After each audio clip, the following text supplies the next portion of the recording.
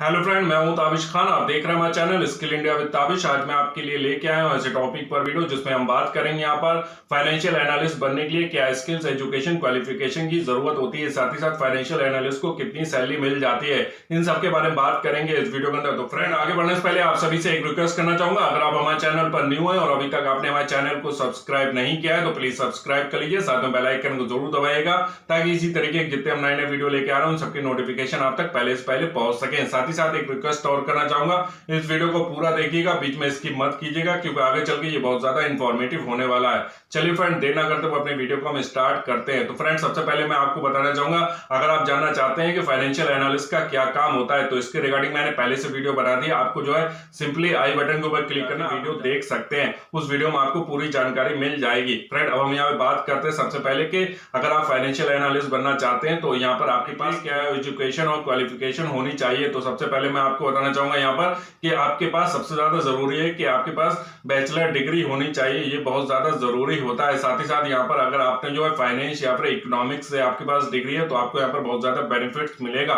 साथ ही साथ अगर आपने जो है फाइनेंस से एमबीए कर रखा है तो आपको और भी ज्यादा यहाँ पे बेनिफिट्स हो सकता है। तो यहाँ पर जो सबसे ज्यादा जरूरी है वो आपके पास बैचलर डिग्री होनी चाहिए। अगर आपने फाइनेंस से बैचलर डिग्री आपके पास है या फिर आपने इकोनॉमिक्स से की है तो आपको यहाँ पर बेनिफिट्स मिलेगा, एडवांटेज मिलेगा। अब हम यहाँ पे बात करते हैं एक्सपीरियंस एंड फ्रेशर। मैं आपको बताना चाहूंगा, अगर आपके पास एक्सपीरियंस है तो भी आपको यहाँ पर एडवांटेज मिलेगा, लेकिन यहाँ पर ये जरूरी नहीं है कि सभी कंपनियां जो है सिर्फ एक्सपीरियंस कैंडिडेट को ही हायर करती है, यहाँ पर फ्रेशर कैंडिडेट को भी हायर किया जाता है। तो डिपेंड करता है कंपनी के ऊपर कि कंपनी की पॉलिसी क्या है, कंपनी किस टाइप के कैंडिडेट को हायर कर रही है। ठीक है, अगर वो एक्सपीरियंस कैंडिडेट को हायर कर रही तो आपके पास एक्सपीरियंस होना चाहिए, अगर वो फ्रेशर को हायर कर रही तो वहां पर फ्रेशर भी अप्लाई कर सकते हो। तो यहाँ पर दोनों तरीके के कैंडिडेट के लिए मौका रहता है। ठीक है, यहाँ पर फ्रेशर के लिए भी मौका है, साथ ही साथ एक्सपीरियंस के लिए भी मौका रहता है। दोनों तरीके के कैंडिडेट अप्लाई कर सकते हैं। ये डिपेंड करता है टोटली कंपनी के ऊपर कि कंपनी को कैसे पर्सन चाहिए, कैसे कैंडिडेट चाहिए, एक्सपीरियंस चाहिए या फिर फ्रेशर चाहिए। ठीक है, तो यहाँ पर मैं आपको बताना चाहूंगा, इस जॉब के लिए दोनों ही कैंडिडेट अप्लाई कर सकते हैं, फ्रेशर भी अप्लाई कर सकते हैं और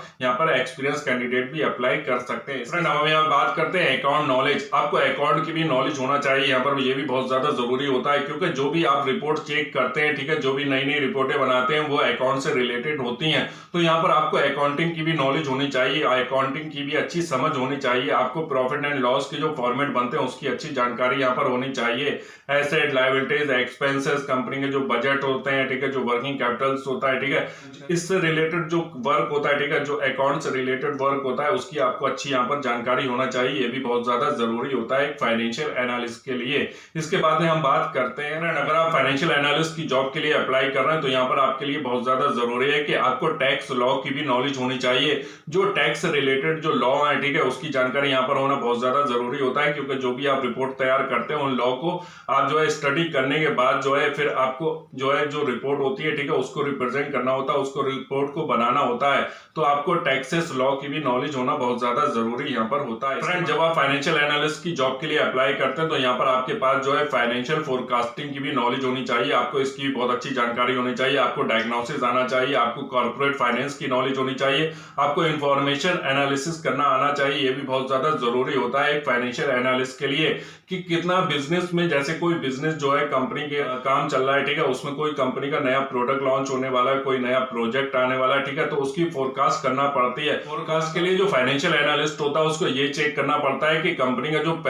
पास्ट का जो प्रोजेक्ट है, ठीक है, उसकी परफॉर्मेंस कैसी थी, ठीक है, उसकी परफॉर्मेंस को चेक करना, साथ ही साथ उस परफॉर्मेंस को देखते हुए फोरकास्ट करना कि इस प्रोजेक्ट पे हमें कितना प्रॉफिट होगा, ठीक है, इस प्रोजेक्ट को हमें कब लॉन्च करना चाहिए, इस प्रोडक्ट को हमें कब लॉन्च करना चाहिए, इस प्रोजेक्ट को हमें कब स्टार्ट करना चाहिए, ठीक है, कौन सा टाइम हमारे लिए सुइटेबल रहेगा, ठीक है, जिस टाइम पर हमारा ये प्रोजेक्ट में ज्यादा हमें प्रॉफिट होगा, ठीक है। तो ये भी काम जो होता है इसकी फोरकास्ट करना फाइनेंशियल एनालिस्ट का काम होता है। तो फाइनेंशियल एनालिस्ट को जो है फाइनेंशियल फोरकास्टिंग की बहुत अच्छी नॉलेज होनी चाहिए, ये भी बहुत ज्यादा जरूरी होता है। फ्रेंड, यहाँ पर मैं आपको बताना चाहूंगा फाइनेंशियल एनालिस्ट की प्रेजेंटेशन स्किल्स भी बहुत अच्छी होनी चाहिए क्योंकि उसको जो रिपोर्ट वो बनाता है, ठीक है, रिपोर्ट बनाने के बाद उसको प्रेजेंट भी करना पड़ता है, उसकी प्रेजेंटेशन भी देनी पड़ती है, सभी स्टाफ को समझाना भी पड़ता है, जितने भी आपके सीनियर पर्सन है, ठीक है, जो कंपनी के सीनियर पर्सन है, ठीक है, जो आपके साथ में आपकी टीम के साथ में वर्क करना है, ठीक है, उनको जो है आपको प्रेजेंटेशन दे के अच्छे से समझाना भी होता है कि जो आपने रिपोर्ट तैयार की है, ठीक है, उसमें जो आपका जो फोरकास्ट आपने किया है, ठीक है, कि आने आने वाले समय में अगर हम इस तरीके से ये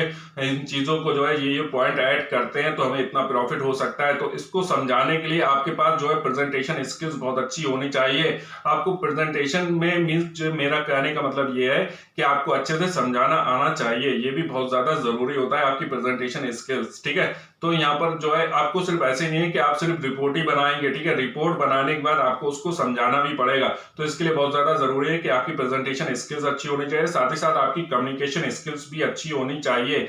जब आपकी कम्युनिकेशन स्किल्स अच्छी होगी और प्रेजेंटेशन स्किल्स अच्छी होगी तो आपका जो भी आपकी रिपोर्ट है, ठीक है, वो उस रिपोर्ट को आप अच्छे से लोगों को समझा पाएंगे, ठीक है, उनसे अच्छे से कम्युनिकेट कर पाएंगे, ठीक है। जो आप बात कह रहे हैं, ठीक है, जो आप समझाना चाह रहे हैं वो सामने वाले को अच्छे से समझ में आ सकेगी, ठीक है। तो यहाँ पर आपकी कम्युनिकेशन स्किल्स का भी अच्छा होना बहुत ज्यादा जरूरी होता है। साथ ही साथ मैं आपको यहाँ पर बताना चाहूंगा, आपको यहाँ पर कंप्यूटर की नॉलेज होनी चाहिए, ये भी बहुत ज्यादा जरूरी होता है, क्योंकि जब आप एज ए फाइनेंशियल एनालिस्ट काम करते हैं तो आपको यहाँ पर कंप्यूटर के ऊपर वर्क करना पड़ता है और आपको यहाँ पर फाइनेंस से रिलेटेड सॉफ्टवेयर दिए जाते हैं, ठीक है, उन सॉफ्टवेयर के ऊपर आपको काम करना होता है।